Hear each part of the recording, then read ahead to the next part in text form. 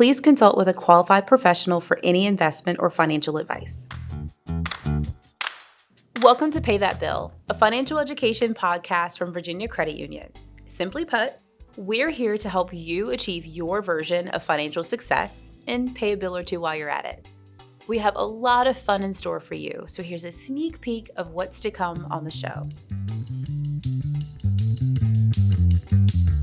What's something you think people underestimate about personal finance? That's a good question. I love to tell people, split it before you get it. So this is a way of budgeting without budgeting.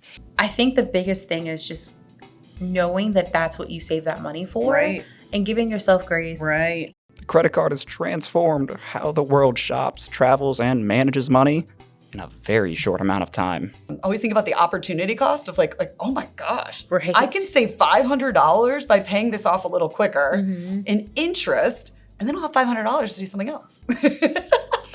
You know, we're not perfect. We've all learned through mistakes or shortcomings or pitfalls. And some months are better than others. Side hustle, rule number one, is it something that I currently have experience in? Because I don't want to learn a new skill. Right. You know, so that's why I used to babysit and tutor, because I'm with babies all day long anyway. No new skill. I could do this with my eyes closed. And so is it something that you either currently doing at your job, you've done before, you have experience in, so you don't have to learn a new skill? Maybe hone that skill, but not a brand new skill. I think, we love what we do because we can take what we've learned Personally and share it with the community so that they can be more informed and make better and smarter decisions. Yes. Love it. Something simple, tangible, Yes. and they can do right away. Yes. And yeah, everyone can do that. So the story of Pay That Bill goes something like this. The financial education team here at the credit union is a group of friends who go out into the community to talk to folks about money. On one of those rare days we were all in the office, we had a realization. We all have friends and we all have money, so why don't we talk to our friends about money? And with that, Pay That Bill was born. Pay That Bill is meant to be all about you and not about us. So send us questions you have about money, bills, or whatever to paythatbill@vacu.org. More episodes are on the way, so be sure to subscribe so you don't miss out on the fun. Now, before we get out of here today, there's just one quick thing we want to share with you. Let's send it over to friend of the show, Jim, to hear about the history of credit cards. Long before the credit cards we know today, merchants in the 1800s were giving metal coins and paper charge plates to their loyal customers. These early store credit tokens let regulars take goods home and pay for them later. So while the concept of credit has existed for quite some time, the idea of charge cards and accounts really took off in the early 20th century. Department stores and gas stations offered these cards and accounts in an effort to keep customers coming back to their business. However, this meant people had dozens of cards for dozens of different businesses. This set the stage for the credit card as we know it, and it starts with a guy named Frank McNamara and a little something called the Diners Club card. The year was 1949, and Frank needed some advice, so he took some of his business-savvy friends to lunch in exchange for their wisdom. See, Frank worked for the Hamilton Credit Corporation at the time, and was dealing with a strange situation. A customer had lent out a bunch of his personal charge cards to his neighbors, who needed some stuff in an emergency. And for this generosity, the customer asked his neighbors pay back the total balance they put on the cards, plus a little extra. Problem was, the neighbors weren't paying him back fast enough, leaving the customer to foot a bill he didn't rack up. So, the customer stopped by Frank's desk at the Hamilton Credit Corporation to borrow some cash. A weird spot to be in, right? Frank's buds gave him their 2 cents about what to do, and all in all, it was a productive lunch meeting. But here's the kicker. When the check arrived, Frank realized he didn't have his wallet. He couldn't pay for the meal. Ugh, yikes. Frank was totally embarrassed, but a light bulb went off. Frank's customer at work, and this awkward lunchtime predicament, became the inspiration for the Diners Club card. Now, this early iteration of the credit card wasn't plastic. It was cardboard, and it wasn't universal either. the Diners Club card only worked at 27 restaurants when first launched in 1950.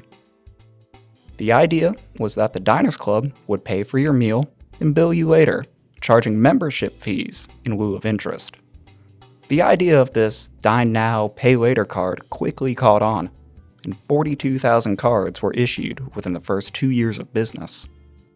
American Express joined the party in 1958, targeting business travelers with their eye-catching purple card.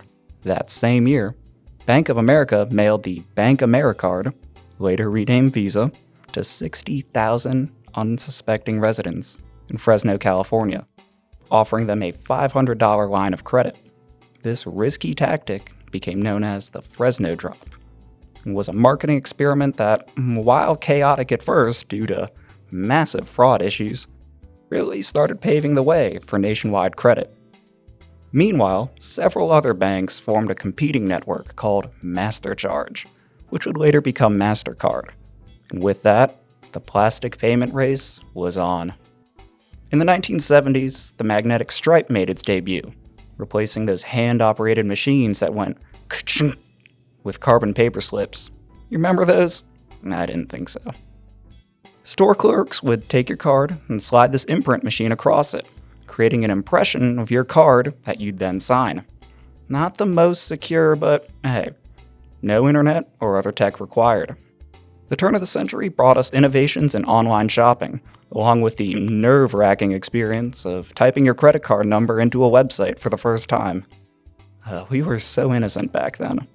The 2010s brought us chip readers that take just a little too long to read, and contactless payments that make it dangerously easy to tap your way through your paycheck.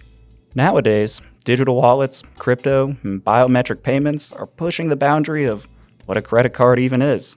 From cardboard to digital, the credit card has transformed how the world shops, travels, and manages money in a very short amount of time. Hey, remember Frank with the Diners Club card? He thought this whole credit card thing was a passing fad. And that's why he got out of the business just 3 years after inventing what we've come to know as the credit card. Whoops. Anyway, now you can say you learned something today.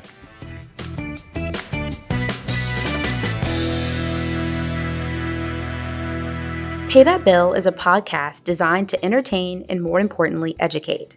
The show is produced by Virginia Credit Union and is developed alongside our award-winning financial education team.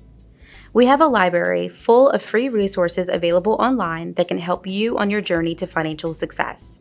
If you want to learn more about what we talked about today, check out the links we have in the description of this episode. The information provided in Pay That Bill is for educational and informational purposes only and should not be considered financial advice. While we aim to share helpful insights and general strategies, every listener's financial situation is unique. Please consult with a qualified professional for any investment or financial advice. The host and guests of this podcast are not responsible for any outcomes resulting from actions taken based on the content discussed.